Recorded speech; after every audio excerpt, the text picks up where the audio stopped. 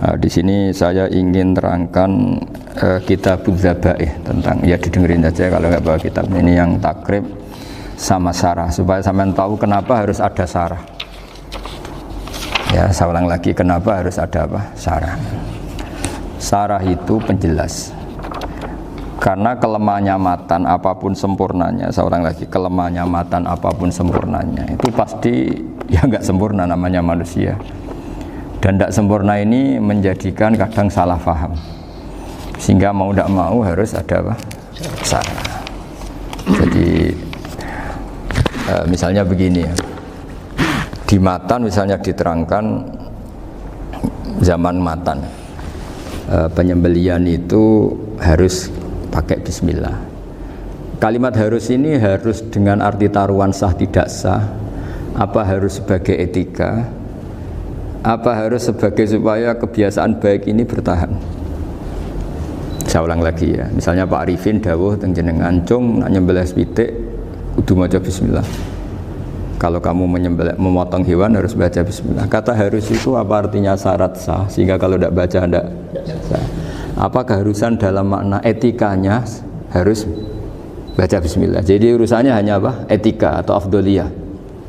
Atau kita tidak ingin kultur baca bismillah itu hilang, sehingga barang tidak wajib pun kita wajibkan supaya kultur baca bismillah itu tidak hilang. Nah, Imam Syafi'i itu milih yang tidak wajib, itu hanya urusan etika. Sehingga dzabihatul muslim meskipun nggak baca bismillah, baik secara sengaja maupun lupa, tetap halal ya, tetap sah, tetap halal.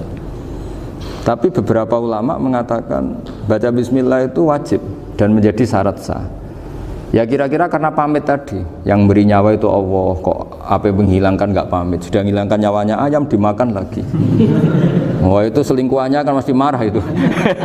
Selingkuhannya, pacarnya, anaknya, cucunya itu kan marah itu. Tapi kalau pamit yang punya kan enggak. Coba kalau ayam cantik yang pas kamu sembelih itu lanangannya kan mangkel itu. Kalau kebetulan sudah tua kan karep-karepmu kan gitu. Jadi apa? Itu yang tahu syarah. Saya ulang lagi, yang tahu syarah. Karena ini sudah jelimet, sudah jelimet. Sehingga enggak ada kitab matan yang induk kecuali disarahin. Dulu ada kitab namanya Takrib, karangannya Abi Suja. Terus disarai kecil sekali oleh Fathul Qorib, ya, oleh Ibnul Qasim Al-Huzi itu. Terus disarai lagi oleh Bajuri. Jadi Bajuri itu sudah sarhun ala sarhin warifin, ya, sudah sarhun ala sarhin, bukan sarhun ala matnin tapi sarhun ala sarhin. Nah, kenapa memang kita butuh itu? Saya ulang lagi, kita butuh itu. Nah, kenapa butuh? Ya karena mau tidak mau. Saya ulang lagi, mau tidak mau, karena matan itu seperti itu. Misalnya matan cerita yang dikatakan menyembelih itu apa? Ya nyembelih itu ya nyembelih itu memotong hewan. Terus motongnya dari mana? Kalau kamu motong hewan dari mana coba? Dari belakang atau dari depan? Dari mana? Depan misalnya. Pertanyaannya, ketika dari depan itu paling penting terpotong al-hulkum wal mari misalnya. Yang satu majrur to'am, yang satu majrur ruh, kayak gitu, majrur nafas.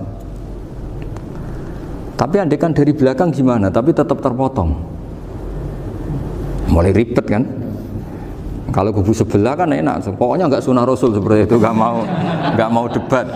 Tapi kita tidak, cara berpikir tidak gitu. Ini kan status hukumnya halal apa haram ketika ada orang motong hewan dari belakang.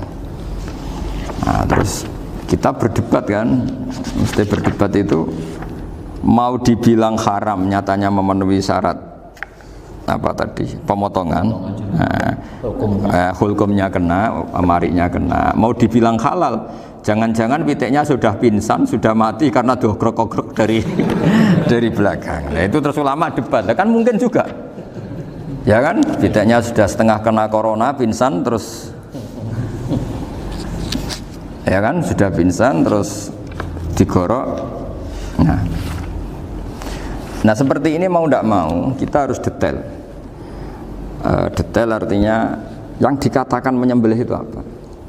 Ya nanti tak bacakan takbir di Bajuriya sekaligus ijazah untuk jenengan semua.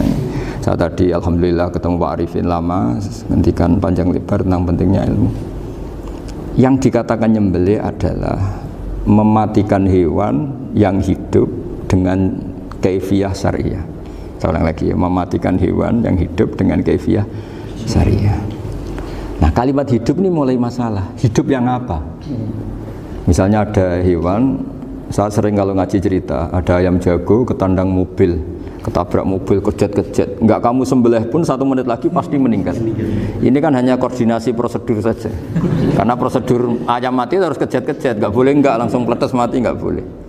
Nah, pertanyaannya ketika kejet-kejet ini kamu sembelih, itu halal apa enggak? Wong andai kan enggak disembelih juga sudah mati.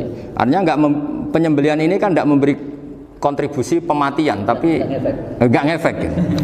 Makanya terus ada perdebatan, ada hayatun mustaqirrah, ada hayatun ittiroriyah, ada harokatu masbuh.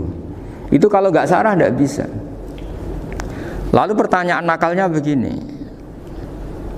saya itu betul pernah ngalami itu. Wayam jago itu kan mahal, apalagi kalau Bangkok kan. Saya pas jalan-jalan sama anak saya, sama jalan-jalan mau ke pasar itu di pertolongan tuwer mak. Gusi halal tau ora? Kadang tanya orang awam, halal kata saya gitu. Padahal andai kan tidak disembelih ya pasti mati. Suatu saat ada yang mengkonfirmasi lagi. Saya bilang kalau kiai ya tidak pantas makan ayam gitu, tapi kalau kamu tidak kiai ya pantas saja. Daripada rata halal lo geremeng eman kan ribet. Nah sebetulnya itu dalam mazhab Syafi'i itu tidak halal karena dia sudah tidak punya hayatun mustaqirrah. Karena tadi setengah menit lagi atau 1 menit lagi pasti mati. Kan dia belum mati karena koordinasi Israel saja, tetap yang nyambil itu. Tetap kan nggak segampang itu kan, tetap prosedur apa? Jalankan SOP. SOP-nya harus ada.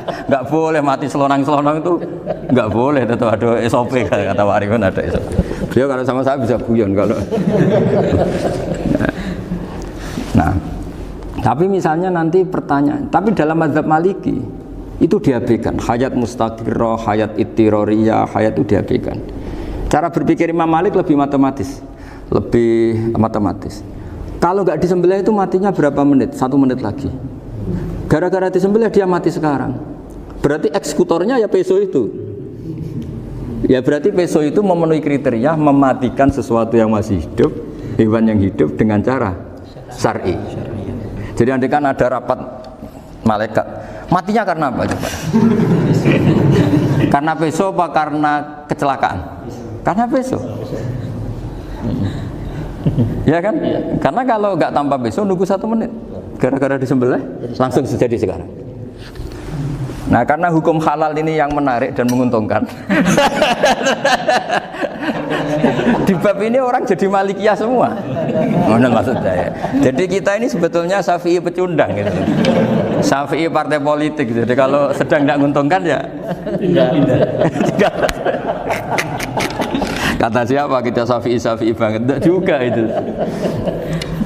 Ya, jadi karena tadi ya kalau pada level pada level perdebatan ulama itu ada tadi ya, ada seperti itu, ada hayatun mustaqirrah, ada hayatun ittiroriyah, ada harokatul masbuh.